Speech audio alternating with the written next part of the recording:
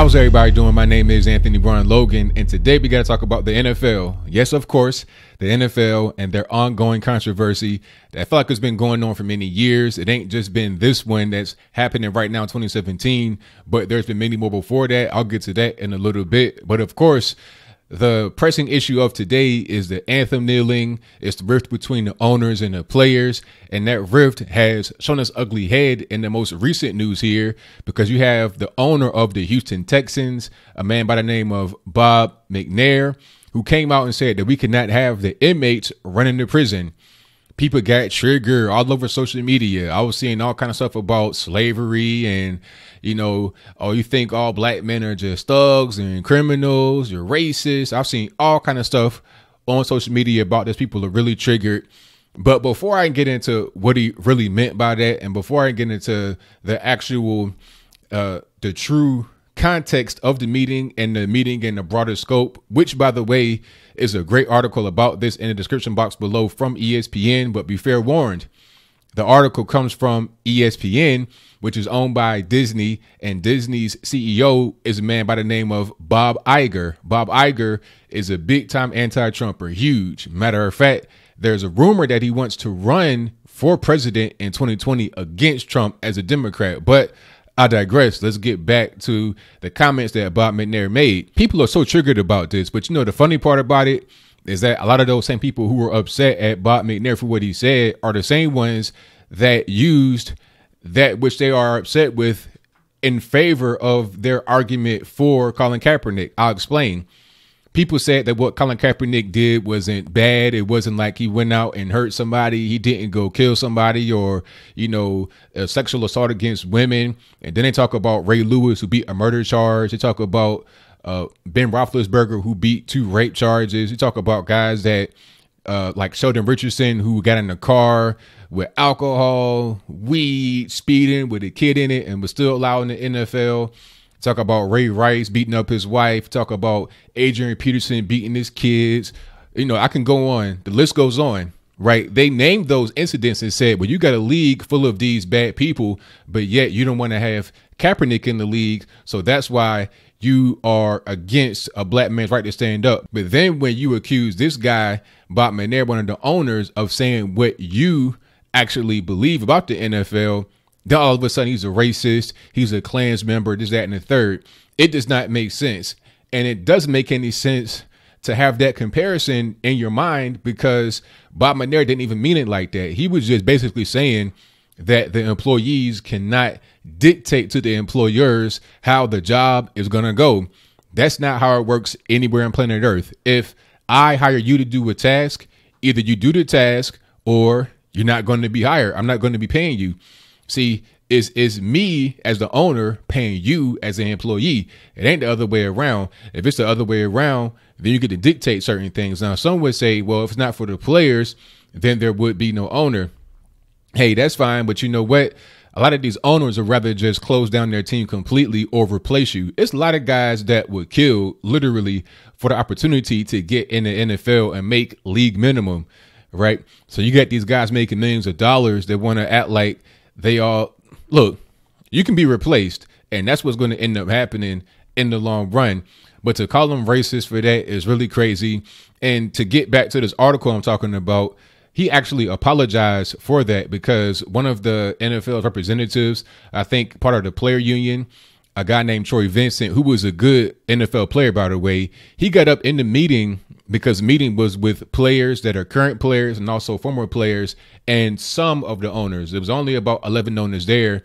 And the reason why it wasn't that many owners there out of the 32 teams is because certain owners were not invited to certain meetings, because it was multiple meetings during the week last week. Certain owners were not invited. Jerry Jones was not invited to the first meeting where you had the players involved, because he was a pro stand guy. OK, so that's that.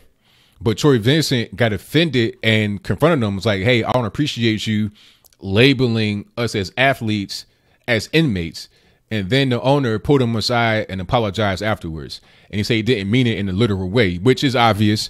He meant it as a figure of speech. Like I said, you cannot have the employees trying to dictate to the employers what they are and are not going to do as it relates to running their business, right? that's how that is. But I digress again. Now let's get to this meeting. This meeting should be the real story. The whole meeting, not just this little sensational soundbite, not even a soundbite, because it was just a report in the article. But this little piece of the article should not be the main story. The whole thing should be the main story. Now, this was in New York. This was last week. I think it started on Tuesday, October 17th of 2017 and lasted, I'm not really sure how many days, but everybody was in New York, or some guys were in New York. And the whole purpose of the meeting was to try to calm down what's happening. You know, they spoke about Trump. The article has an anti-Trump slant to it. I do believe Trump was mentioned because, you know, on his Twitter, he's been talking a lot about the NFL and the protests and stuff like that, which, by the way, he's not necessarily wrong for doing because a lot of what he said was correct. However, in the meeting, they were saying that his words had a big effect in Trump country. You're talking about Texas, of course, where you have Jerry Jones, the owner of the iconic Dallas Cowboys, and also Bob McNair, the owner of the Houston Texans. They're going to be more upset because their fan base is going to be more in line with Trump's ideology. You know, that's not to say that they're going to be controlled by Trump, but they voted for him. So obviously they got some of the same ideas in mind when it comes to social issues about the whole kneeling before the national anthem thing. Also, Dan Snyder, he's in Washington, D.C., probably one of the most liberal places on planet Earth. You have to understand, Washington, D.C. is controlled basically by the federal government. So when you kneel during the national anthem, it's not really a good thing because you got a lot of military people, a lot of people that depend upon the country to make a living. So he's feeling the pressure, and he was very strongly against players kneeling. Like I said, you had Jerry Jones, and Jerry Jones, by the way, was basically the star of the show. He's like the biggest owner that was there, even beyond Robert Kraft, even beyond the Rooneys, even beyond these people, the old guard, people that you know by name and you able to recognize by face. Jerry Jones is a big guy, very powerful guy in the NFL, more powerful than the commissioner, really. So he was very strongly against the players kneeling. Now, there were some owners that were there who were for the players kneeling. Snyder and Jerry Jones were against the owner of the 49ers because they were like, look, you could have nipped it in the bud. You could have stopped it right when it happened because Colin Kaepernick really is the cause of all of this. He's the one that started it. And then it just became like a snowball effect. It magnified by social media attention, maybe from the president, from regular people. They showed it on TV. It just became a snowball effect. He had a lot of copycats doing it. And now it's become an epidemic and it's become a problem. And the main thing that was discussed in the actual meeting, in my point of view, was the money, right? They had all kind of charts and graphs, not in the article, but in the meeting, talking about how much ratings have declined, ad dollars have been taken away by certain advertisers. So now it's like, okay, you messing with the money. I think Jerry Jones said that the Dallas Cowboys suffer a 20% ratings decrease in their local station right there in Texas. So that's not good. And the core focus of the meeting was to get the players to stand for the anthem so they're able to move past this and get their money back. So Bob McNair, the guy who said the whole comments about we could not have the inmates running the prison, you got to understand where that's coming from. He was speaking right alongside Jerry Jones and Dan Snyder and other owners who were upset about losing money. Who's going to be happy about losing money, especially when it's something that you could control, but it's not being controlled. Now, speaking about control and not being able to control things, even though you could, let's get to Roger Goodell. Roger Goodell is the current commissioner of the NFL. His job title is not exactly clear as far as all of what it entails, but the main thing that I've been able to find out about the job role or what he should be doing is to basically be the face of the NFL and to try and quiet down controversies to make them money. Roger Goodell is not doing his job very well. He's not doing it very well. The NFL's losing money. You're talking about 20 to 30% drop in revenue, perhaps. Ticket sales, ad dollars are leaving. So what are you really doing? Matter of fact, Trump had it right because Trump said, look, all you had to do, because he blamed Roger Goodell outright, by the way. He was like, look, all you had to do was just suspend the guy for a couple of games, maybe fine him, and then that would have been it. And he should have been fired years ago. He should have been fired back during the whole Ray Rice kerfuffle a few years ago when the whole incident happened with the elevator and the discipline was handled very improperly and the discipline wasn't handled correctly. And I'll link to a story about that in the description box below. But he should have been fired many times. Every year, it's a new situation with Roger Goodell not handling the crisis properly. They should fire him, but they should have done it a long time ago. If they would have done it a long time ago, they would have had a better guy in there to make sure things ran smoothly, sort of like Paul Tagliabue, okay? However, if they fire him right now, it's going to be a PR nightmare because what's the headline going to be? NFL owners fire commissioner due to his stance in defending the NFL players in their social justice and progressive movement. The NFL owners are racist. That will be the headline, right? Because in this meeting, Roger Goodell was pretty much on the player side, okay? Even though he kind of rides the fence being back and forth. So that wouldn't really be a good thing. His job is not impossible. What he has to do right now has been done before. Do you know that the NBA has a no kneeling rule? Or basically they say that you must stand in a dignified manner for the national anthem. Right, because they had a situation a few years ago with Mahmoud Abdul-Rauf, a.k.a. Chris Jackson. Remember him? He was like Steph Curry before Steph Curry. Great player for the Denver Nuggets, but he became a Muslim and went from Chris Jackson to Mahmoud Abdul-Rauf. And then he began to kneel for the anthem or sit down or be in a locker room. Matter of fact, he didn't kneel. What he did was he would sit on the bench where everyone else stood, or he would be in a locker room. And then it came to some kind of conclusion where he could stand up, but he would just close his eyes and have his hands like this and pray his Islamic prayer. But eventually that got old because it became a distraction and he got blackballed from the league, similar to Colin Kaepernick. But at the end of the day, I mean, what are you going to do? This guy is in the way of the money. You know, like at the end of the day, it's not even about what your beliefs are. It's like, look, man, you're ruining the money. We're trying to make this thing profitable here. We're trying to make everybody money, not just the owners, not just Roger Goodell, who makes like $40 million a year, not just him, but everybody in the league, the players, the people that, you know, work in ancillary roles, your trainers, your people that work in the concessions, people that maintain the stadiums. Everybody is needing to get money here from this venture that we have created. Now, when you start to have ratings decline 20%, 30%, that's a problem, especially when you don't really see an end in sight. It's not really tapering off. It's starting to just continue. It's like the snowball has not finished accumulating. It's not finished rolling. So you got to stop it at a certain point. And that was the whole point of the meeting. They're going to meet again on October 31st, Halloween, right?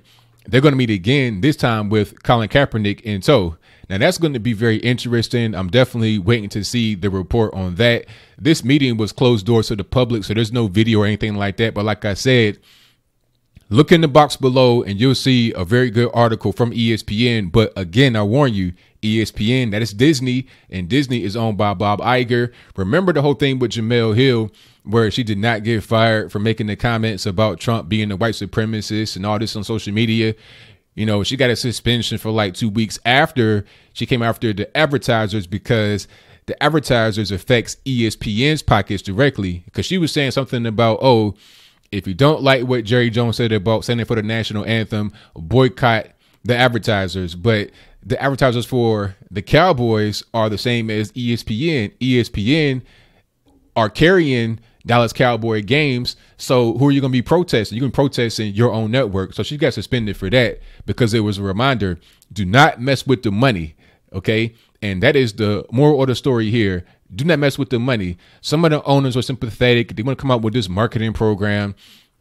You know, you have guys on during the NFL Sunday, and then they be like, hi, I am X, Y, and Z football player, and I respect women. I support breast cancer. They want to do something like that for social justice, but that's going to be a problem because people don't understand that kneeling is just one thing that many people that watch football do not like. We do not like to have politics shoved down our throat, especially not liberal politics. Most people that watch sports are conservative. Guys that own teams like in San Francisco who allowed Kaepernick to kneel and who also gave him some kind of community award before he left, which is a whole different story. And I digress. People like that do not understand the way the rest of the country works. You live in your little bubble in San Francisco, but you don't understand what's happening in Texas and Georgia and these other places where people are very patriotic. People are not so liberal and do not have these cosmopolitan attitudes like people in your city or state do. But that's pretty much all I'm going to say. Bob McNair, not a racist. It's just a common phrase to express that you cannot have the employees control the employers. That's what that is. It's the same thing if you are in the household, if you have children. Like, I don't want to compare the NFL players to children, but it's the same thing. You have authority over people once you are the boss. That's just what it is. If you're a supervisor, if you're a CEO, if you're an owner, there's hierarchy, there's rank. That's the way it's got to be. Same thing with the military, right? You got your commanders, you got your lieutenants, you got your generals, you got these people that are in charge of lower ranks. Lower rank respond to bigger rank. Bigger rank respond to biggest rank. That's how it goes. So what do you think? Do you think that Bob McNair is a racist for his comments about the NFL players, referring to them as inmates? Or do you think he was not a racist? He was not referring to the players as inmates. He was using a common phrase that is used to describe the relationship between people of lower rank and people of higher rank. There's ranks for a reason. Okay. That's what that is. But whatever your comments are, let me know in the comments below. That's all I got to say for this video. If you like what you heard, please comment, rate, share, and subscribe. Peace.